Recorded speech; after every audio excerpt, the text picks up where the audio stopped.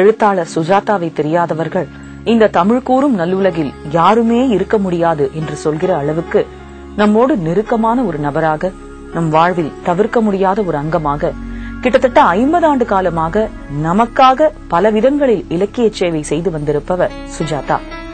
இந்த நொடியில் அவர் நம்மோடு இல்லை. காலன் கருணை காட்டவில்லை. இலக்கிய ஆர்வலர்கள் யாரும் அந்த பேரிழப்பு ஏற்படுத்தியிருக்கிற அதிர்விலிருந்து இன்னும் மீளவே இல்லை. தங்களை எப்படி தேற்றிக் கொள்வது என்று வழி தெரியாமல் வார்த்தைகளுக்கு அப்பாற்பட்ட சிலிர்ப்பில் அப்படியே உறைந்து போயிருக்கிறார்கள். இன்று அவர் இல்லை என்றாலும் அவரது படைப்புகள் நம்மோடுதான் இருக்கின்றன. அவரது படைப்புகள் மூலம் சாஸ்வதமாய் எப்போதும் நம்மோடு வாழ்ந்து கொண்டுதான் இருப்பார். கலைஞனுக்கு மரணமில்லை என்று பாடிய கவியரசு கண்ணதாசனின் வரிகளுக்கு உயிர் கொடுக்கும் வகையில் எழுத்தாளர் சுஜாதாவின் படைப்புகள் நம்மோடு வாழ்கின்றன. அவரது பன்முகத்தன்மை பற்றி எப்படி விவரிப்பதென்று தமிழே தடுமாறுகிற அளவுக்கு பல துறைகளிலும் புகுந்து விளையாடியவர் சுஜாதா. இவரது நடை பிரத்யேக நடை. நகைச்சுவை உணர்வின் ஊற்றாய் விளங்கியவர் இவர். ஒருமுறை இவர் நடையில் மற்றவர்கள் எழுதலாமா என்று கேட்டதற்கு, என் நடையில் நானே எழுதிக் கொள்கிறேன், அவர்கள் வீட்டு நடையிலேயே எழுதிக் கொள்ளுங்கள் என நகைச்சுவையாக இரு பொருள்பட கூறியிருந்தார். அவரது த்ரில்லர் கதைகளில் வரும் கணேஷ் வசந்த் கதாபாத்திரங்கள் சாகாவரம் பெற்றவை.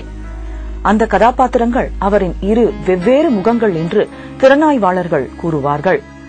அறிவியல் புனை கதைகளில் தனி முத்திரை பதித்திருப்பவர் அவர்.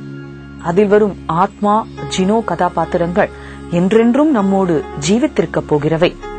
காயத்ரியிலிருந்து சிவாஜி வரை பல திரைப்படங்களுக்கு வசனம் எழுதியிருக்கிறார். இவர் 100க்கும் மேற்பட்ட நாவல்கள், 200க்கும் மேற்பட்ட சிறுகதைகள், அறிவியல் புனைக்கதைகள், நாடகங்கள், கனையாழியின் கடைசி பக்கம் என்கிற பெயரில் எழுதிய பல கட்டுரைகள், மரபு கவிதைகள், புது கவிதைகள் என்று அவர் இலக்கியத்தில் எந்த துறையையும் விட்டு வைத்ததாக தெரியவில்லை.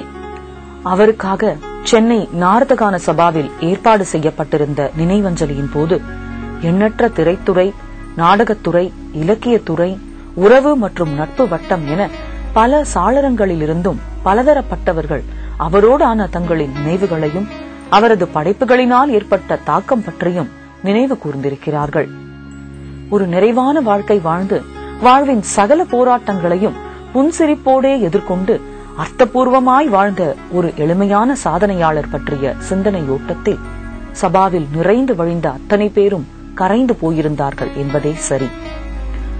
அந்த நடுநிலையான உணர்வின் சமணத்தை நீங்களும் இந்த நிகழ்ச்சியின் தொகுப்பு முழுவதையும் கண்டு உணர்வீர்கள் என்கிற நம்பிக்கையோடு அந்த மாபெரும் கலைஞனின் நினைவஞ்சலி நிகழ்ச்சிக்கு உங்கள் அனைவரையும் குமுதம்.com இணையதள தொலைக்காட்சி கரம் பிடித்து அழைத்துச் செல்கிறது.